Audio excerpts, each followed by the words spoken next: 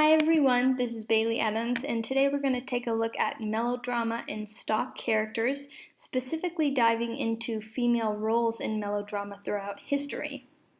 According to Robert Toll, melodrama exalted the traditional values to which people clung in the face of fundamental change.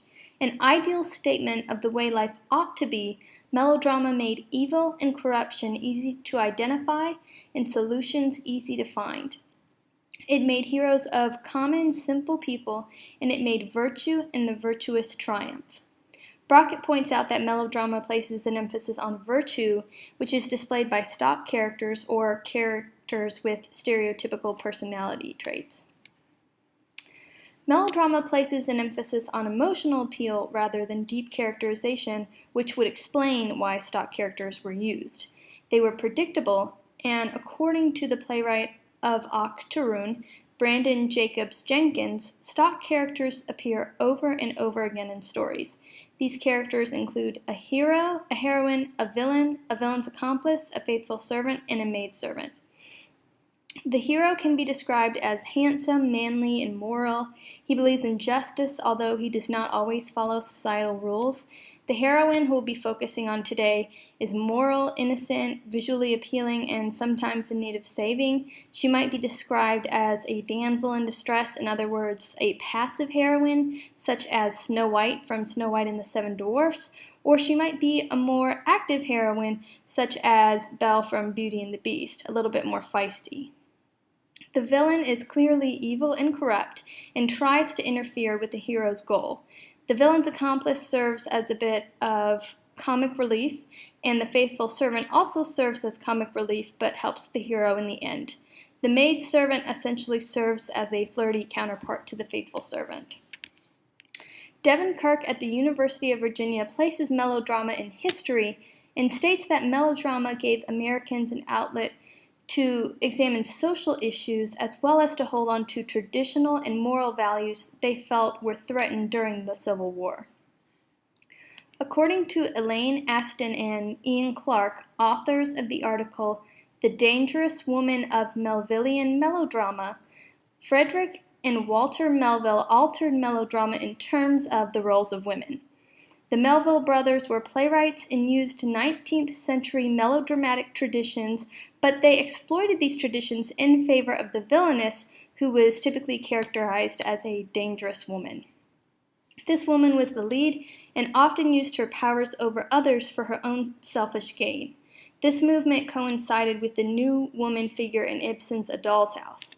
The Melvilles transformed the damsel in distress character, and even the titles of the Melville plays reveal this character change, including The Bad Girl of the Family, A Girl's Crossroads, and The Female Swindler. Not surprisingly, these plays were created around the time of the women's liberation movement.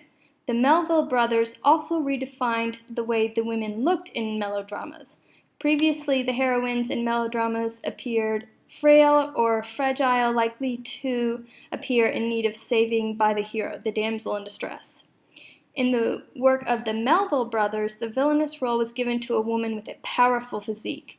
For example, in the play The Worst Woman in London, the lead female murders her husband and therefore should come across as terrifying to the audience. The combination of the text, character profile, and body image went against this stereotypical female plots in melodrama. Another popular play which altered the stereotypical heroine character includes Lady Audler's Secret by Mary Elizabeth Braddon. In this play, Lady Audler believes her husband is dead, so she marries again and ends up attempting to kill both her new and her former husband. This play excited audiences because at the surface, Lady Audler appears to be a sane and beautiful woman, but underneath she has a dark side. Lady Audler is pretending to be something that she's not, and according to Dr. Janice Norwood at the University of Hertfordshire, this play brought about anxiety regarding women in the 19th century. Specifically in the Victorian era, the domestic space, or the home, was supposed to be thought of as a refuge, and the women were supposed to be maternal, gentle, and essentially perfect as a wife and a mother. However, this play points out that that idea of domestic bliss may be more idealistic than realistic. Thomas L. Sasser and Peter Brooks were cited in the books Melodrama Unbound, edited by Christine Gledhill and Linda Williams, and the men characterized melodramas as excess on stage and classified it as text of muteness based on the inadequate language used and the almost sense of muteness from the hero and heroines during times of the villain's plotting. L. Sasser and Brooks also state that melodrama may have become popular because it combated the psychological state of everyday society, which was characterized by repressed emotions. This theory makes sense because in the 19th century and even today, many people go into the theater to escape everyday life and step out of the ordinary. They want to enter into an imaginary world for an hour or two, and if societal expectations in the 19th century were to repress emotions, it would make sense that melodramatic theater would provide patrons an outlet to escape that world.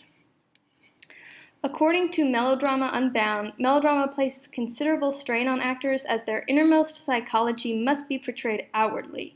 In the play Lady Audler's Secret, Lucy Audler states, "We may read faces but not hearts," and this statement encapsulates the viewpoint on the melodramatic acting style. Actors trained in melodrama were instructed in very specific movement, gestures, and facial expressions. For example, horror might be expressed with the actor opening her eyes and her mouth wide with her hands on her cheeks.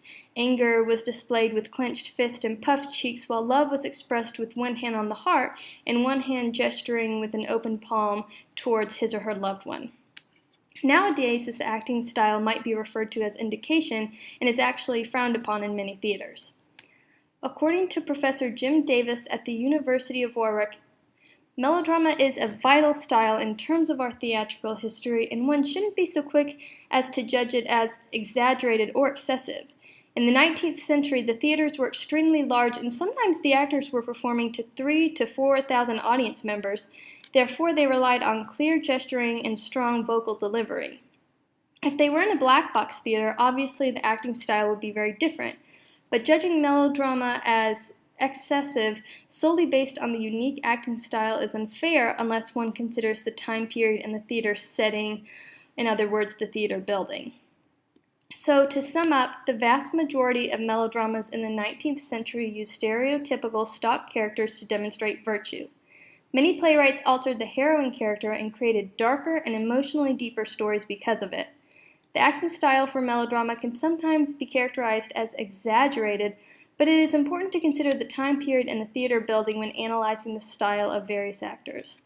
According to Jim Davis, melodrama was the realism of its day. It's not some exaggerated, ridiculous form that we now look at rather contemptuously or patronizingly. It's reflecting back, sometimes in a heightened way, the realism of everyday life. Thank you so much for watching.